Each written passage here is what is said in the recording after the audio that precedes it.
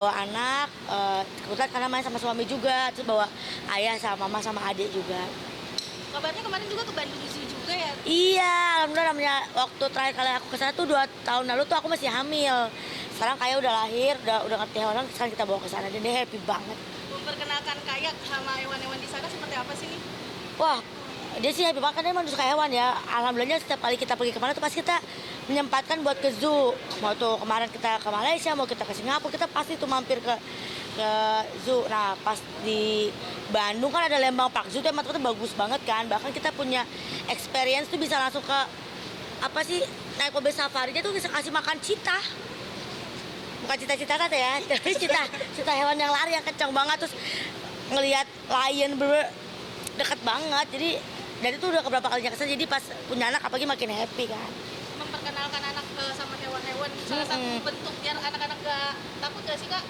Sebenarnya sih kalau menurut aku tuh senang bawa kayak ke alam, main ke taman, ke kebun binatang tuh supaya dia punya hiburan yang nyata gitu kan. Anak sekarang mah agak main kayak kita dulu di zaman di gang ya, main kelereng, main petak umpet. Sekarang gadget lagi, TV, hiburannya itu. Jadi makanya sebisa mungkin kalau kita punya kesempatan libur bawa kayak ke alam, ya udah itu biar dia punya kesempatan main.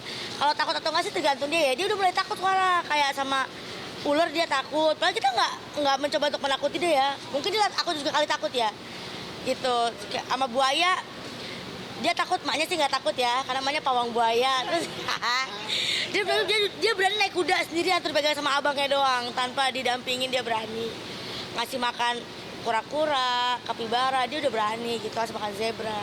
Apalagi kemarin pas perjalanan ke Jakarta sempat menyebabkan kecelakaan kemarin.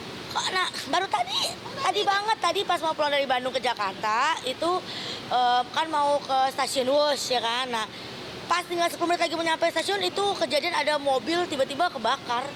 Awalnya asap doang, keluar asap terus sama warga dicoba dibantu padamin. Kita masih nunggu tuh, cuma karena beda 4 mobil doang tuh, 2, 3 mobil itu. Jadi kayak ini kebakar nggak ya? Pas udah ada api baru kita putar balik akhirnya tadi. Makanya cepet telat dan beli tiket bus baru gitu. Tapi kayak gitu jadi bikin takut juga nggak sih teh? Bepergian lewat darat gitu ya? Ya kita mah mau lewat darat, laut, udara semuanya sama aja, pasti ada aja ya. Kita nggak pernah tahu kejadian apa, cuman yang penting kita berdoa aja buat keselamatan gitu. Kita juga nggak tahu.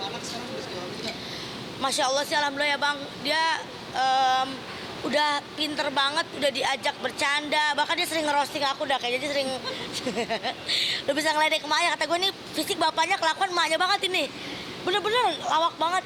Dan udah bisa diajak main kayak peran-peranan gitu loh. Dia kan usianya 1,5 tahun, jadi udah bisa disuruh-suruh buang sampah, disuruh-suruh, pokoknya lagi gemes-gemesnya banget. Dia udah misalnya dia ngeliat kita ngegendong dia kayak dia minta gendong itu, dia pakai boneka, dia malah gini gitu, tua banget. Jadi kita lagi di fase kan dia udah masuk toddler, dia kayak lagi greget-gregetnya gitu. Apalagi kan biasanya pas itu tuh paling bikin ngeri orang tua ya. Kalau kakak sendiri gimana? Banyak yang bilang gitu ya, fase toddler tuh mereka banyak eksperimennya, banyak kegiatannya, coret-coret. Sama kayak juga ngelakuin itu, cuman aku sangat menikmati fase ini karena perkembangan otaknya lagi pesat banget, pertumbuhan bicaranya, pertumbuhan kayak semua kemampuan motorik itu lagi jalan banget. Dia udah bisa nyuruh-nyuruh.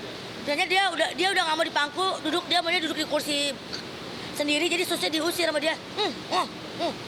Nih gitu, dia kayak udah nggak mau, terus tapi dia pakai seatbelt, dia anteng gitu loh.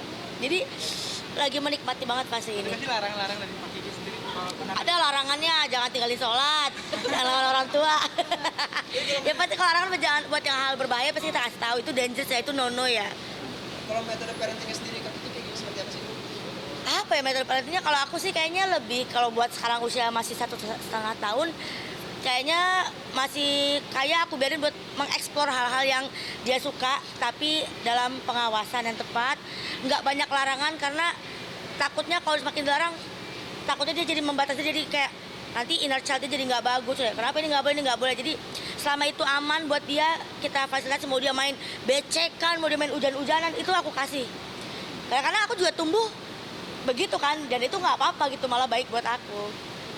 Terus kalau dari ada batas-batasan nggak Kak Kiki? Apa? Batasan untuk anak gitu. Batasannya jangan bersentuhan dengan yang bukan muhrim.